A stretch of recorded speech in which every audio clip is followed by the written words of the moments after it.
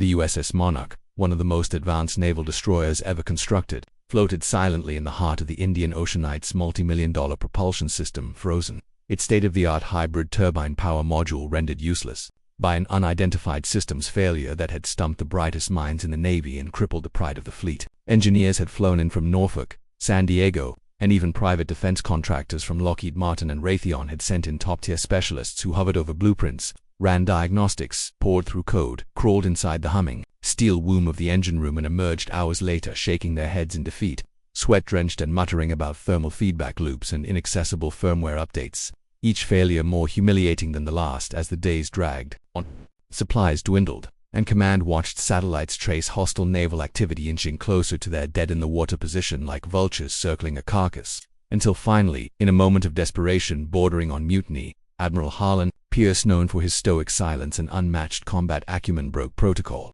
stared down a room full of career officers and said in a low voice, "Call Elijah Briggs," igniting murmurs and sideways glances because everyone had heard the stories of Briggs, the legendary Navy mechanic turned systems analyst, the Black, a veteran who'd retired early after an ugly falling out with a Pentagon project lead and had since vanished into obscurity, supposedly running a custom motorcycle shop in Baltimore. But within hours, a Black Hawk was dispatched, coordinates locked on a dusty warehouse where Elijah, now gray-bearded and oil-slicked in denim overalls, stood over a glowing V8 engine like a maestro, and when the rotor wash blew up his curls and an officer stepped out screaming, "The Admiral requests your presence aboard the Monarch, it's urgent," Elijah only wiped his hands, nodded slowly, and said, "About damn time," before boarding the bird, knowing full well this wasn't just about a machine, it was about dignity, redemption, and reminding the entire Navy what genius looks like when it comes wrapped in black skin, calloused hands, and the unshakable resolve of a man who once rebuilt a torpedo drive system blindfolded under live fire in the Strait of Hormuz. When Elijah Briggs stepped off the helicopter and onto the scorched steel deck of the USS Monarch, there was no fanfare, no salute, just a tight wall of skepticism formed by uniformed men with too many degrees and not enough grease under their fingernails, their eyes silently screaming, "Why him?" as if this weathered black man with a limp and a wrench looped through his belt was somehow less than the mountain of consultants who had already failed. Yet Admiral Pierce met him at the gangway in person, shook his hand like he was welcoming a head of state, and led him directly below deck through the labyrinthine corridors of blinking lights, redundant bulkheads, and the hushed dread of a crew who had gone too long without answers. As they walked, Elijah didn't speak much, only took slow glances at the walls, touched the occasional pipe with the back of his hand, as if reading vibrations like Braille, and when they reached the engine room, thick with tension and the stench of ozone, it was as if time stopped. The space was packed with engineers slouched over tablets and diagnostic readouts, wires hanging like dead vines from the open panels of the hybrid turbine interface, and in the center of it all was the engine itself, a marvel of overdesign and secrecy, a fusion core-assisted monstrosity that none of the so-called experts dared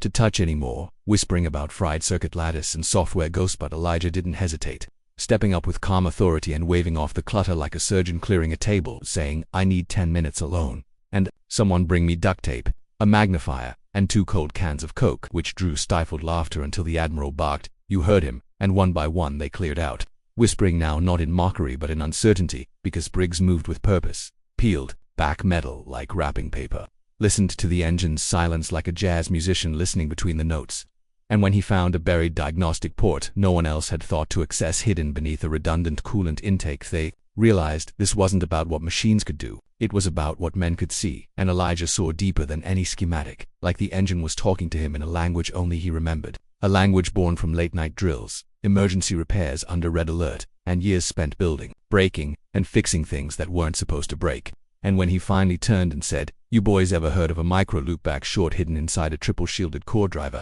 the room went dead quiet because they hadn't, they couldn't, and yet there it was. The ghost in the machine. A flaw so rare it had only occurred once before in a prototype engine Elijah had worked on 12 years ago. A flaw introduced not by error but by arrogance. And as realization dawned, so did respect. Because suddenly every man in that room knew, this wasn't luck or myth, this was mastery. With every eye on him, Elijah Briggs rolled up his sleeves, exposing forearms scarred by years of shipyard burns and mechanical battles, and crouched beside the exposed guts of the Monarch's engine like a father nursing a wounded child, unfazed by the presence of PhDs and Pentagon-grade observers now clustered silently behind the viewing glass. because what came next wasn't a spectacle, it was precision, the kind that couldn't be taught in classrooms or learned from manuals but earned from decades of solving the unsolvable under pressure. And with nothing but a tactical flashlight, a custom-modded handheld diagnostic he had built himself back in '03, and a thick black marker tucked behind his ear, Elijah began to work soldering where others feared to touch, rerouting flow capacitors with bare hands, his fingers dancing through bundles of fiber optics like he was plucking harp strings, tracing the path of the loop back short like a ghost whispering through copper.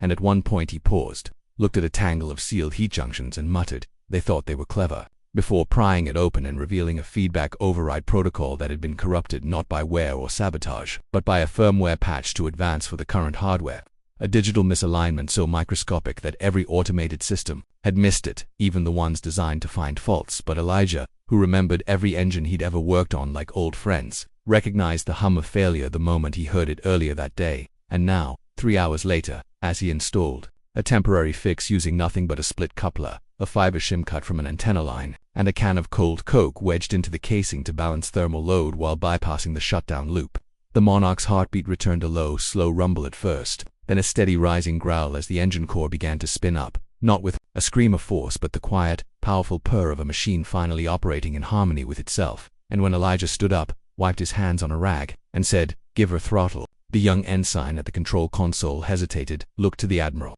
who gave a single nod, and with a twist of the wrist, the turbines roared, the lights brightened, the navigation systems blinked to life, and every panel on the bridge lit up like a Christmas tree as the Monarch surged forward, slicing through the sea with terrifying grace and restored glory. And the silence that followed in the engine room was not disbelief but awe, a silence so thick it crushed egos and forced every man in that room to confront the truth that no algorithm, no simulation, no damn corporate contractor could match what one veteran with a mind like a machine and a soul forged in fire could accomplish with a wrench, some intuition, and the memory of every engine that had ever purred under his hand. And as they gathered behind him like students before a master, Elijah didn't brag, didn't gloat. He just looked at the Admiral and said, "She's good for another 10,000 nautical long as no one screws it up again," before heading to the deck for some air, leaving behind a room full of stunned silence and, slowly, thunderous applause, as the USS Monarch carved through the ocean once again, alive and humming with new purpose. The once skeptical eyes of its crew now followed Elijah Briggs with reverence,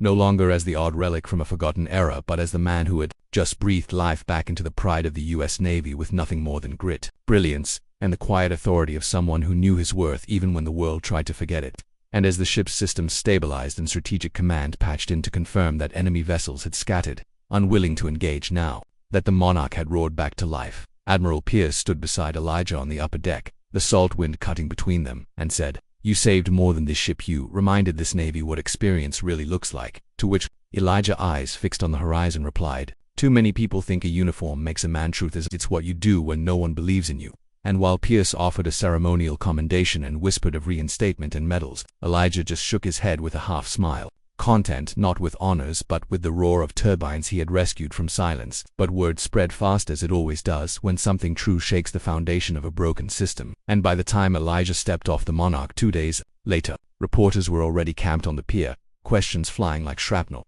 How did you fix what no one else could? Is it true you spotted the flaw by ear? Do you plan to return to active duty? But he said nothing, just nodded at a young black sailor watching from the shadows, eyes wide with admiration, and gave him a simple salute, the kind that said, "Now it's your turn." Within days, Congress requested his testimony. The Pentagon launched an internal audit of contractor oversight, and the Naval Academy commissioned a new course titled the Briggs Protocol on Field Repair Improvisation, with his name etched into their Hall of Engineering Excellence. But Elijah didn't attend the ceremony, choosing instead to return to his Baltimore garage, where he tuned a vintage Indian motorcycle with the same care he gave the Monarch, listening not just for sound but for soul, until one afternoon, a package arrived, no label, just a polished Navy coin engraved with the words, "For seeing what others couldn't," and tucked inside was a sealed letter from Admiral Pierce, inviting him to serve as special technical advisor to the Pacific Fleet, not because of politics, not because of optics, but because the Navy had finally remembered that when technology fails and war creeps close,